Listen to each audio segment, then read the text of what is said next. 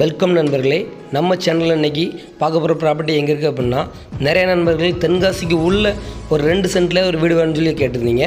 இப்போ அவங்களுக்காக தான் ஒரு ப்ராப்பர்ட்டி நம்ம காமிக்க போகிறோம். இந்த வீடு பார்த்திங்க அப்படின்னா தென்காசி ரயில்வே ஸ்டேஷன்லேருந்து எய்த்தாப்பில் ஒரு 200 மீட்டரில் தாங்க அமைஞ்சிருக்கு.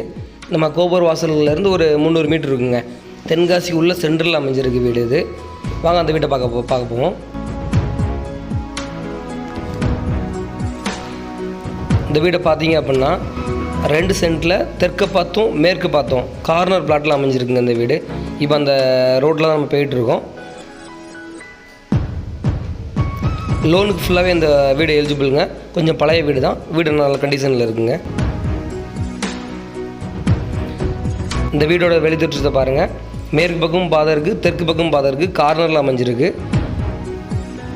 2 சென்ட்டில் 1 சென்ட்டில் வீடு இருக்குது, 1 சென்ட் காலி இடமாக கிடக்கு. அதில் 2 பாத்ரூம் தனியாக வச்சுருக்காங்க.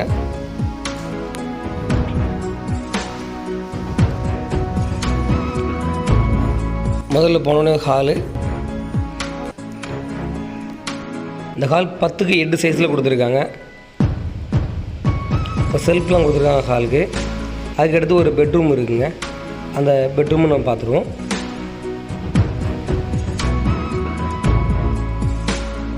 பன்னெண்டுக்கு 10 சைஸில் இந்த பெட்ரூம் கொடுத்துருக்காங்க. பழைய வீடாக இருந்தாலும் கட்ட குத்தின வீடு தான், நல்ல வீடாக தான் இருக்கும்.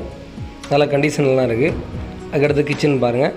கிச்சனும் 10க்கு 12 சைஸில் நல்ல கிச்சனாக தான் இருக்குங்க. வீட்டுக்கு பின்வாசல் கொடுத்துருக்காங்க. ஒரு பாத்ரூம் தனியாக கபடி கொடுத்துருக்காங்க. வெளியில் 1 சென்ட் இடம் காலி இடமாக கிடக்குங்க.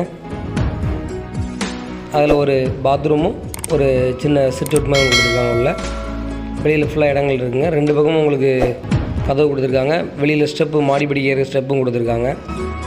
இந்த வீடு யாருக்கு தேவைப்படுதோ அந்த நண்பர்கள் நம்ம தொடர்பு கொள்ளுங்க. நல்ல முறையில் முடிச்சு தரோம். லோனுக்கு எலிஜிபிளாக இருக்குங்க. தேவைப்படும் கான்டெக்ட் பண்ணுங்கள். நன்றி, வணக்கம்.